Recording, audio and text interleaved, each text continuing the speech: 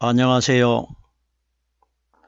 저는 성경 속에 감춰져 있는 하나님의 비밀이 되신 예수 그리스도의 신비의 말씀을 전하는 영마루입니다.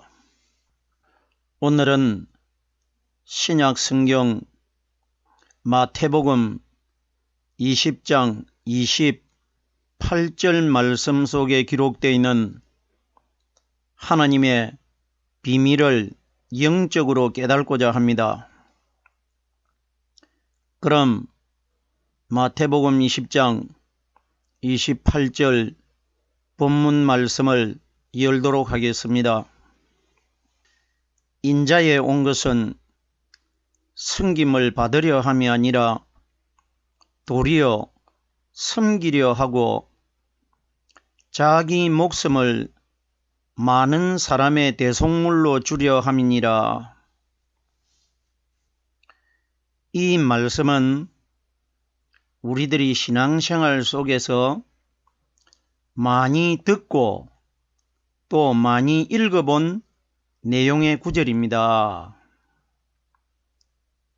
그럼 오늘날 일반적으로 하나님을 믿는 신앙인들이 이 내용의 말씀을 어떻게 깨닫고 있느냐 하면은 이 땅의 마리아 몸속에서 태어나신 예수님께서 우리 인류의 모든 죄를 대신해서 십자가에 못 박혀 돌아가 우리를 대신해서 죽어주신 사건으로만 다 알고 있는 겁니다.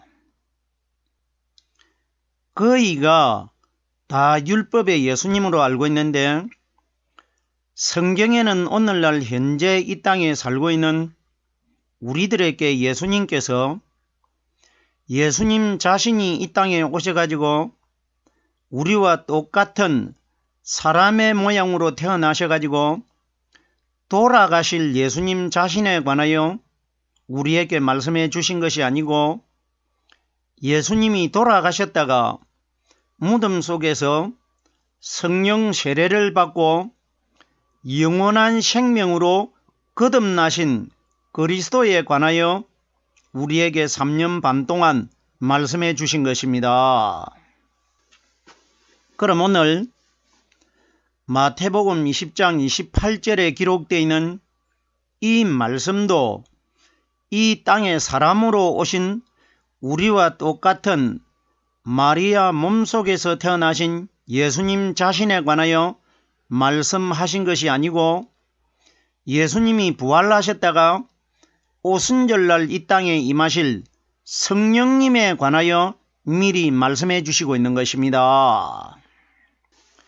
제가 말씀을 전할 때마다 여러 번 중복해서 말씀을 드렸는데 예수님이 이 땅에 3년 6개월 동안 표적을 보여주시고 기적과 이적을 보여주신 것은 우리들에게 돌아가실 죽으실 예수님 자신에 관하여 말씀해 주신 것이 아니고 돌아가셨다가 영원한 생명으로 무덤 속에서 성령 세례를 받고 하나님의 몸, 신령한 몸으로 거듭나실 그리스도 부활하신 성령님에 관하여 우리들에게 말씀해 주셨다는 것입니다.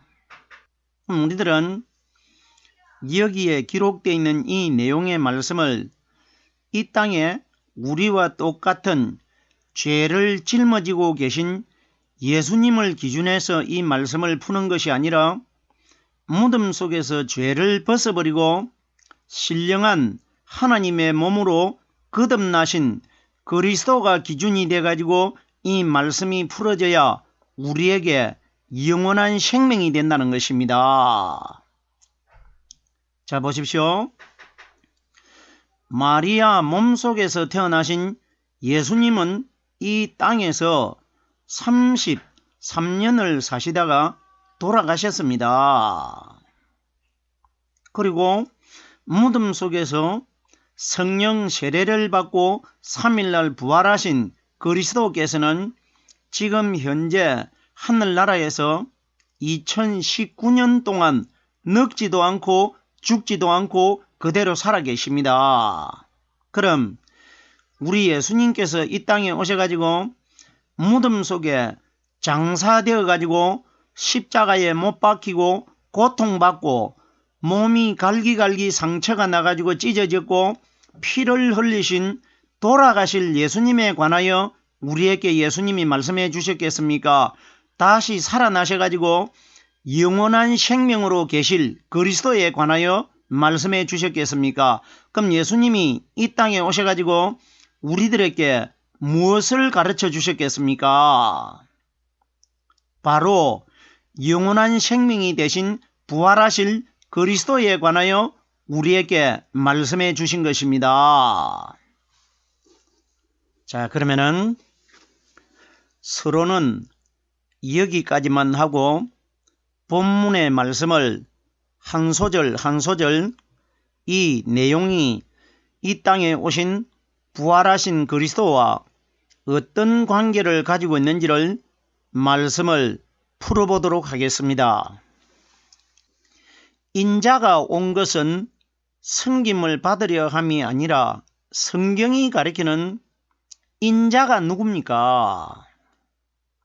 오늘날 많은 사람들이 이 인자에 관하여 바로 깨달지를 못하기 때문에 마리아 몸속에서 태어난 율법의 예수님을 사람의 아들이기 때문에 인자라고 부른다 이렇게 해석을 하고 있는데 이것 그런 원리 아닙니다. 조금 전에 제가 말씀을 드렸습니다. 성경에 기록되어 있는 모든 내용의 말씀과 예수님이 이 땅에 복음시대에 오셔가지고 3년 6개월 동안 이 땅에서 하신 말씀은 마리아 몸속에서 태어난 우리와 똑같은 죄를 짊어지고 있는 예수님에 관하여 소개하신 것이 아니고 죄를 짊어지고 계시다가 십자가에 못 박혀 돌아가셨다가 3일날 부활하신 신령한 하나님을 소개하고 있는 겁니다.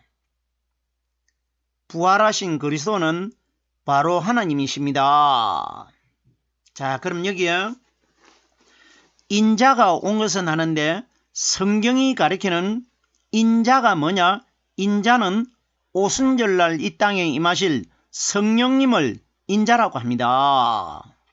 그럼 예수님은 아직까지 부활을 하시지 않았는데도 예수님 자신을 가리켜 인자라고 하시는 것은 예수님은 죽어도 다시 분명히 100% 살아나서 인자가 되기 때문에 예수님이 미리 자기를 인자라고 하신 것입니다.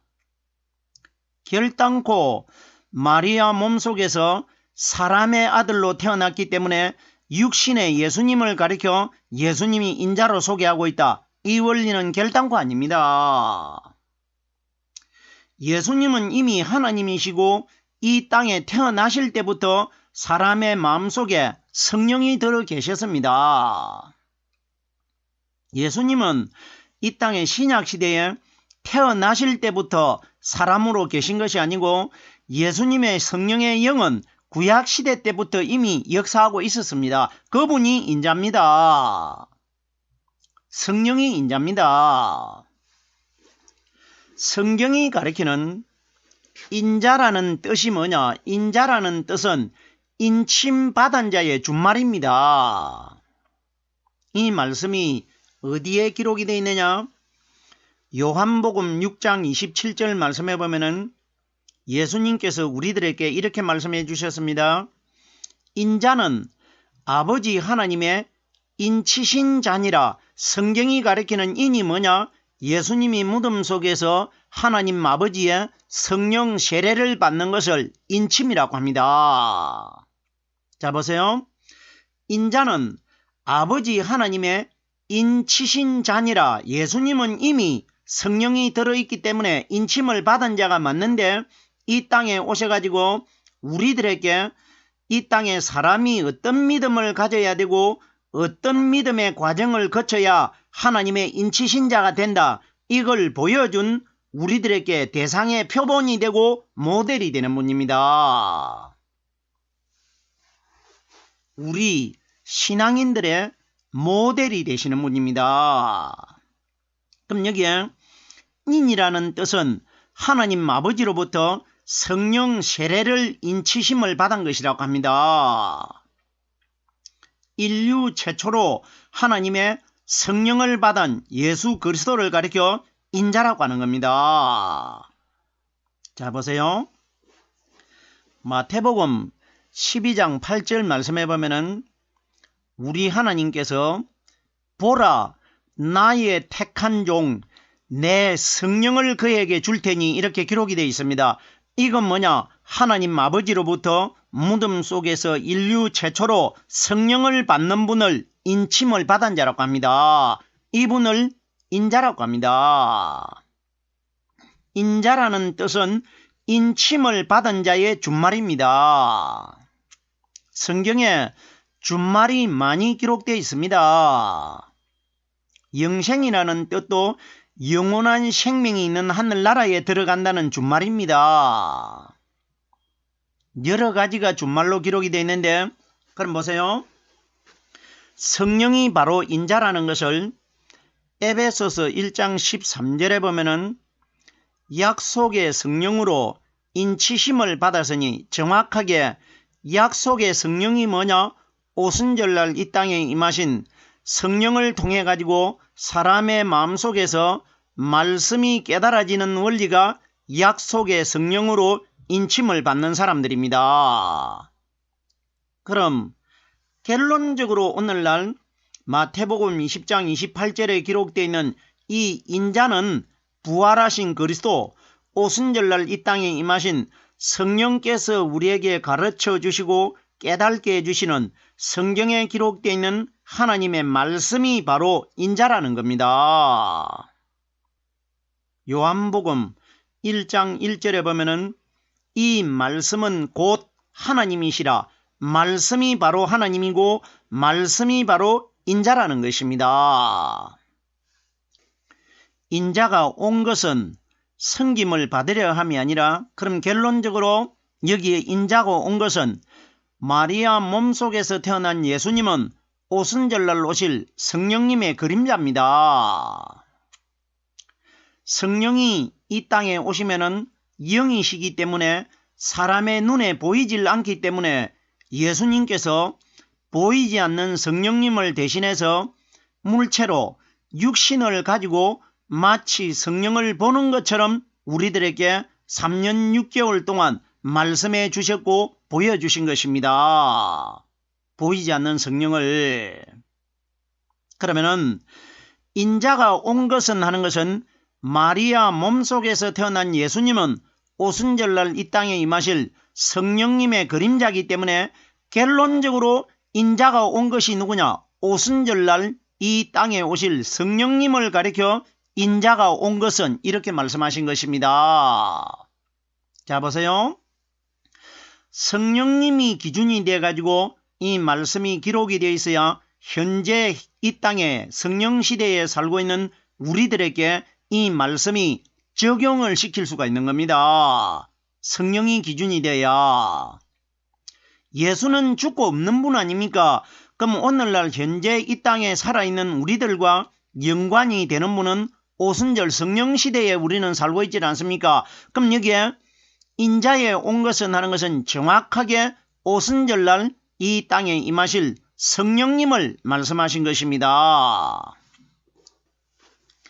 인자가 온 것은 섬김을 받으려 함이 아니라, 자 보세요. 그럼 예수님께서 이 땅에 오셔가지고 섬김을 받은 적이 얼마나 있습니까? 제자들밖에 없습니다.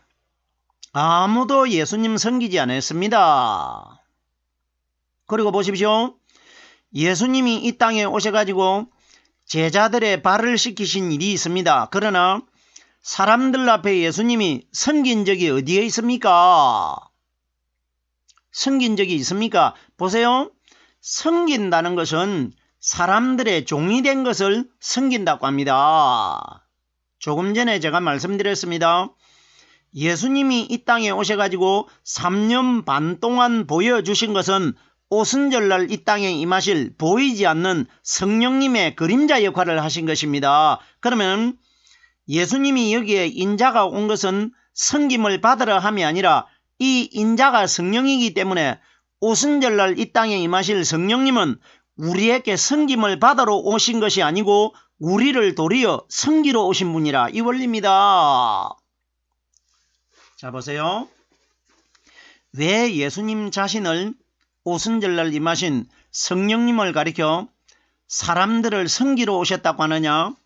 성령이 사람의 마음속에 들어오시면 끊임없이 말씀이 연속적으로 솟아오르는 샘물처럼 깨달아집니다. 이걸 예수님이 섬기러 오셨다고 합니다. 왜 예수님이 사람을 섬기는 자가 되느냐 하면은 성령께서 말씀을 통해 가지고 우리 사람의 마음속에 들어오시면은 말씀이 끊임없이 성령님을 통해서 깨달아지기 시작합니다.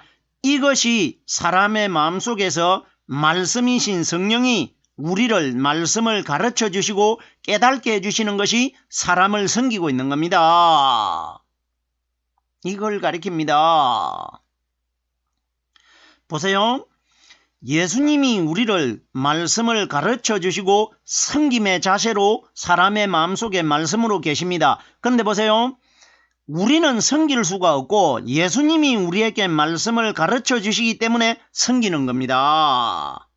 이러기 때문에 인자가 온 것은 섬김을 받으려 함이 아니라 내가 말씀으로 너희 마음속에 들어가면은 이 땅에 너희가 사는 날 동안 내가 너희와 말씀으로 함께 하면서 그 속에서 말씀을 너희에게 가르쳐주고 깨닫게 해주겠다. 이것이 사람을 섬기러 오신 것입니다. 이 원리를 가리킨 것입니다. 우리가 알고 있는 그런 원리, 예수님이 육신으로 오셔가지고 오늘날 우리들에게 어떻게 섬길 수가 있습니까? 돌아가셨다가 부활하셔가지고 하늘나라로 가셔버리고 계시지도 않는데 현실과는 맞지 않는 이야기 아닙니까? 그러면 지금으로부터 2000년 전에 있었던 그 사건을 가지고 우리에게 억지로 이 내용을 적용을 시킬 것입니까? 이 원리가 아니라 말입니다. 오순절날 이 땅에 임하신 성령 그리스도께서 말씀으로 사람의 마음속에 역사하실 것을 사람을 섬기러 오신 것이라고 한 것입니다. 도리어 섬기려 하고, 자 보세요. 예수님께서 현재 이 땅에 우리가 살고 있는 이 시대에 어떻게 우리들을 섬길 수가 있습니까? 현실적으로 전혀 맞지 않는 이야기 아닙니까? 그러나 보십시오. 육체적으로 오신 예수님으로 깨달으면 현실적으로 맞지 않는데 보이지 않는 성령, 오순절날 이 땅에 임하신 성령께서 우리에게 가르쳐 주시고 깨닫게 해주시는 영적인 말씀으로 깨달으면 우리에게 이 말씀이 현실적으로 적용이 된다는 것입니다. 그러면 도리어 섬기려 하고 하는 것은 내가 오순절날 이 땅에 오면은 말씀을 통해 가지고 너희의 마음속에 들어가면은 내가 너희 마음속에서 말씀을 가르쳐주고 깨닫게 해주고 이것이 내가 너희를 섬길 것이라, 이 원리라 말입니다. 자 보세요. 우리 마음속에 계시는 성령은 아니라는 것이 없습니다. 무조건 다 예입니다. 예라는 건 뭡니까? 성령은 오직 사람의 마음속에서 다른 것을 우리에게 축복하고 물질을 주시러 오신 분이 아니라 성경에 기록되어 있는 이 말씀을 가르쳐 주기 위하여 이 땅에 오셨습니다. 그러면은 도리어 섬기려 하고 하는 것은 우리 마음속에서 결단코 불평, 불만이 하나도 없으신 성령님께서 우리에게 말씀으로 우리를 섬길 것이라, 이 원리인 것입니다. 자, 그러면은 오늘날 우리들이 아주 문제가 되고 있는 구절의 소절 말씀입니다. 자 보세요. 자기 목숨을 많은 사람의 대속물로 주려 함이니라, 이렇게 기록되어 있습니다. 자, 그럼 우리들은 오늘날 이 말씀을 어떻게 깨닫고 있느냐? 십자가에 못 박혀 돌아가신 그 예수님이 우리 인류 전체에게 대속물로 내어주었다. 자, 보십시오. 우리가 냉정하게 이 말씀을 판단해서 깨달아 봅시다. 자, 보세요. 십자가에 못 박혀 돌아가셔가지고 죽으신 예수님이 우리에게 어떻게 생명을 줍니까? 보세요. 완전히 숨을 거두고 운명을 하셔버렸는데 그 목숨을 우리에게 어떻게 주십니까? 그런데 보세요. 오늘날 이 땅에 하나님을 믿는 신앙인들은 누굴 대속물로 믿고 있느냐? 십자가 위에 피를 흘리고 기진맥진해가지고 온몸이 갈기갈기 찢어져 돌아가신 그 예수님을 대속물로 알고 있단 말입니다.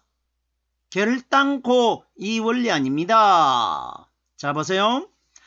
자기 목숨이라고 하는데 예수님이 가지고 계신 목숨은 33살까지 사셨던 율법의 예수님의 목숨을 가리킨 것이 아니고 죽은 목숨을 우리에게 주신 것이 아니고 죽었다가 3일날 부활하셨다가 현재 2019년 동안 하늘나라 하나님 우편에 앉아 계신 그 생명을, 그 목숨을 우리에게 주시러 오셨단 말입니다. 오순절날. 무슨 말씀인지 깨달아져야 됩니다. 자, 보세요. 자기 목숨이라고 하는데 성경이 가리키는 목숨이 뭐냐? 말씀입니다. 요한복음 6장 63절 말씀해 보면은 내가 너희에게 이런 말은 영이요 생명이라고 합니다. 그럼 보십시오. 자기 목숨을 많은 사람들에게 주러 왔다. 이건 뭡니까? 마리아 몸속에서 태어난 돌아가신 그 생명을 우리에게 주시러 오신 것이 아니고 돌아가셨다가 부활하셨다가 오순절날 이 땅에 임하실 성령께서 우리에게 가르쳐 주시고 깨닫게 해주시는 이 말씀이 하나님이 주시는 목숨입니다. 마지막 날 우리는 말씀을 통해서 구원받을 수 있습니다. 영원한 생명을 얻을 수 있습니다. 이걸 주시러 오셨다. 그럼 정확하게 오순절날 이 땅에 임하실 성령님을 말씀하신 것 아닙니까? 말씀이 생명이고 목숨이기 때문에. 자, 보세요. 마태복음 16장 26절 말씀해 보면은 예수님께서 비유적으로 이렇게 말씀하셨습니다. 사람이 무엇을 주고 제 목숨을 바꾸겠느냐? 과연 이건 무슨 이야기입니까? 마지막 심판날 너희가 오순절날 내가 준 영원한 생명이 되는 성령의 말씀을 가지고 있는 사람들이 그 말씀을 나에게 주고 영원한 생명을 얻을 것이라. 이걸 말씀해 주신 것입니다. 그럼 여기에 자기 목숨을 많은 사람의 대속물로 주려 함이라 죽은 예수님의 생명을 우리에게 주러 오신 것이 아니라 무덤 속에서 영원히 살아계실 영원한 생명을 우리에게 주시러 오셨단 말입니다. 오순절날. 이걸 자기 생명이라고 합니다. 이걸 자기 목숨이라고 합니다. 자기 목숨을 많은 사람의 대속물로 주려 함이라. 많은 사람이 누굽니까? 이스라엘 백성만 가리킨 것이 아니고 이 땅에 하나님을 믿는 사람들 중에 성령으로 말씀만 깨닫기만 하면 마지막 심판날 많은 사람들이 영원한 생명을 얻을 것이라. 이 원리라 말입니다. 보세요. 이 원리와 비슷한 내용이 마태복음 26장 28절에도 예수님께서 유월절날 저녁에 제자들에게 포도주를 주시면서 이것은 죄사함을 얻게 하려고 많은 사람을 위하여 흘리는 바 나의 피 곧 언약의 피니라. 이것이 십자가 위에 흐르는 피 이야기가 아니고 오순절날 이 땅에 임하신 성령께서 우리에게 가르쳐 주시고 깨닫게 해주시는 말씀을 예수님의 피라고 합니다. 내가 이 세상의 많은 사람들을 위하여 언약의 말씀, 오순절날 이 땅에 임하신 성령께서 가르쳐 주시고 깨닫게 해주시는 이 말씀이 너희 마음속에 들어가면 너희의 죄가 사해질 것이라. 이걸 언약하신 것입니다. 결단코 십자가 위에 돌아가신 예수님의 피를 가리킨 것 아닙니다. 보세요. 사람의 속에 있는 피는 바깥으로 흐르면 생명이 끊어져 버립니다. 예수님께서 40도 가까이 되는 땡빼달에 십자가에 달려 있었는데 손에서 흐르고 머리에서 흐르고 발에서 흐르는 그 피는 흐르자마자 바깥으로 나오자마자 생명이 없습니다. 자, 보세요. 우리가 오늘날 보면은 보건소에서 나와가지고 헌혈을 하는데 헌혈을 할 때에 바깥으로 흘린 피를 받아가는 거 보았습니까? 보세요. 예수님이 십자가에서 흘린 피는 오순절날 이 땅에 임하실 성령께서 우리에게 가르쳐 주시고 깨닫게 해주시는 말씀을 가리킨 것입니다. 자, 보세요. 그 피가 십자가 위에서 땅으로 흐릅니다. 피가 십자가를 타고 내려가지고 땅에 흐릅니다. 이건 뭐냐? 위에서 흐른다는 것은 위에 계신 오순절 성령이 이 세상으로 강림하셔가지고 땅으로 만드는 사람들 속에 말씀으로 들어갈 것이라 이걸 미리 보여준 겁니다. 피가 죄를 사한다는 것은 오순절날 이 땅에 임하신 성령께서 우리에게 가르쳐 주시고 깨닫게 해주시는 이 말씀이 우리의 죄를 사할 것이라 이걸 가리킨 것입니다. 그럼 여기에 자기 목숨을 많은 사람의 대속물로 주려 함이라 오순절날 이 땅에 임하신 성령께서 우리에게 가르쳐 주시고 깨닫게 해주시는 이 말씀이 우리에게 주실 마지막 심판날 대속물이 될 것이라 이겁니다. 우리는 내 육신의 생명을 가지고 있어가지고는 마지막 날 구원을 받지 못합니다. 결론적으로 내 육신의 생명이 뭐냐? 사람이 가리키는 말입니다. 그러면 반드시 우리는 예수님께서 무덤 속에서 유일무이하게 이 세상에 한 분밖에 가지고 있지 않는 영원한 생명, 이 생명의 말씀을 받아야 마지막 날 내가 대속물로 선택이 됩니다. 왜? 내 속에 대속물의 근본이 되신 부활하신 그리스도의 성령의 말씀이 들어있기 때문에 내가 마지막 날 대속물이 되는 겁니다. 예수님의 영원한 생명 때문에 내가 대속물로 선택받게 됩니다. 이걸 가리키는 것입니다. 보세요.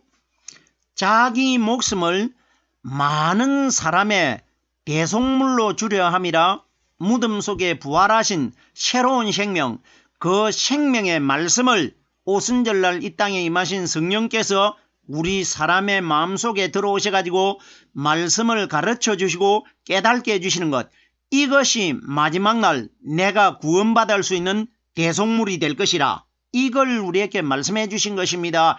결단코 십자가에 못 박혀 돌아가신 죽으신 예수님이 우리의 대속물은 결단코 될 수가 없습니다. 오늘은 신약 성경 마태복음 20장 28절 말씀 속에 기록되어 있는 자기 목숨을 많은 사람의 대속물로 주려 함이라 오순절날 이 땅에 임하신 성령께서 우리에게 가르쳐 주시고 깨닫게 해주시는 이 말씀이 마지막 날 우리가 구원받을 수 있는 예수님의 생명이 내 속에 들어있기 때문에 대속물이 될 것이라 이걸 우리에게 말씀해 주신 것입니다. 오늘은 여기까지만 하겠습니다.